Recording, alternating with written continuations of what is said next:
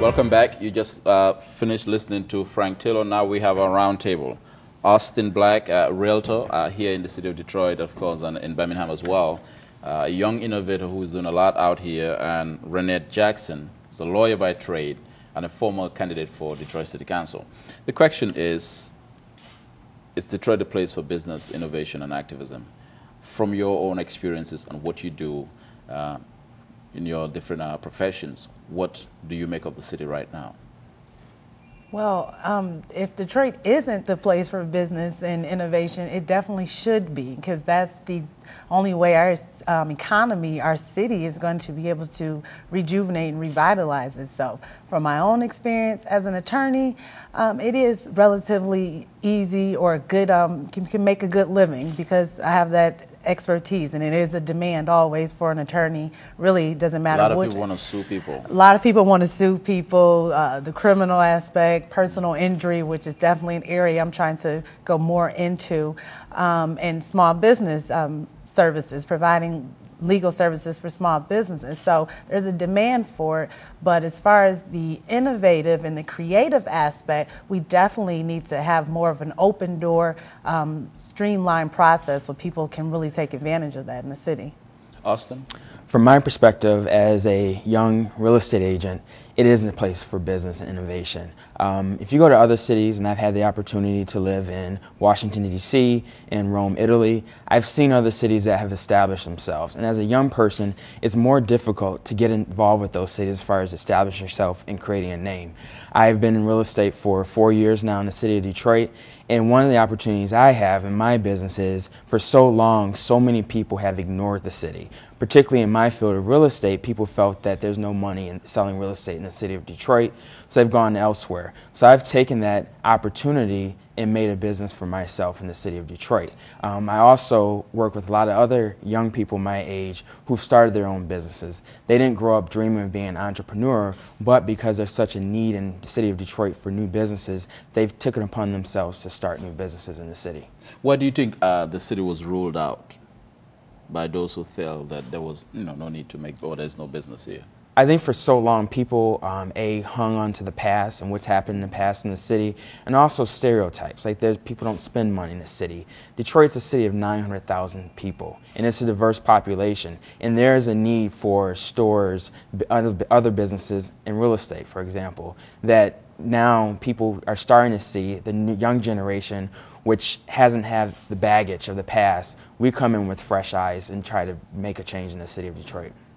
Do you think there is a level of acceptance in the current political climate for those fresh ideas? You ran for city council.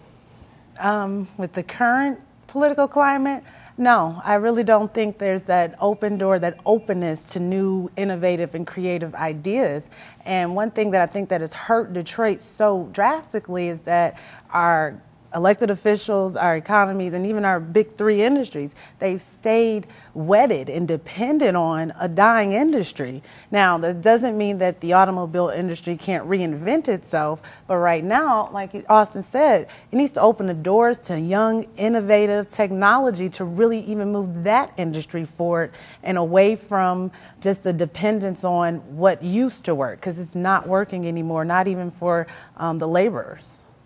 You share the same opinion? I absolutely do. I think the government, from the standpoint, again, they're stuck in the past. And I feel young people, we feel like we have to go around them to do our own thing in the city of Detroit.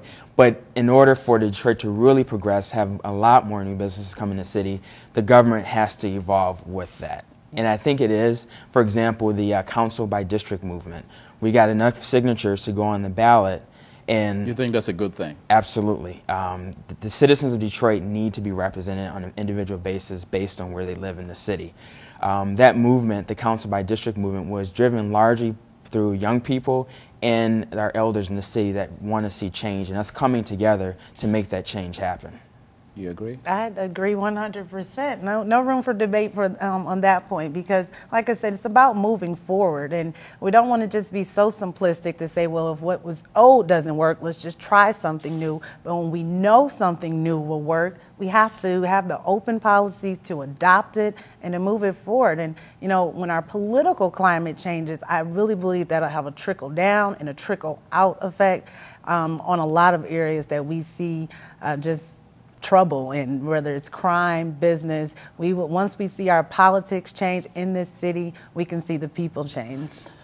I read what I read from you, and I want to delve into a lot of issues. But for now, what I read from you is that basically the doors are shut for young people, young innovators. I mean, why would that be the case when there's a lot of historical precedent or history is replete with instances that show that every movement that has grown, that has been progressive, that has transformed society was started by young people? I think the short or the quick answer would be, again, because of our elected officials. They are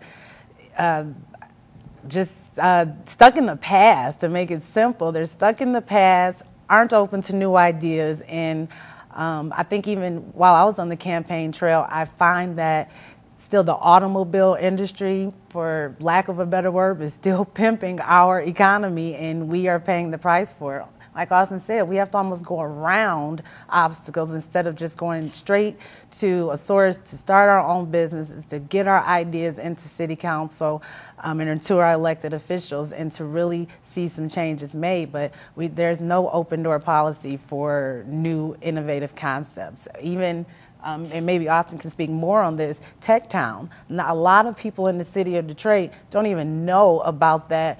I think that should be our #1 jewel, but people don't even know about it, let alone our city council doesn't even give it the support that it should have. And we're talking about Tech Town for our viewers, Tech Town at Wayne State University. You get frustrated? I don't get frustrated. You have to continue to be innovative and think ahead. I can't let the frustration hold me down.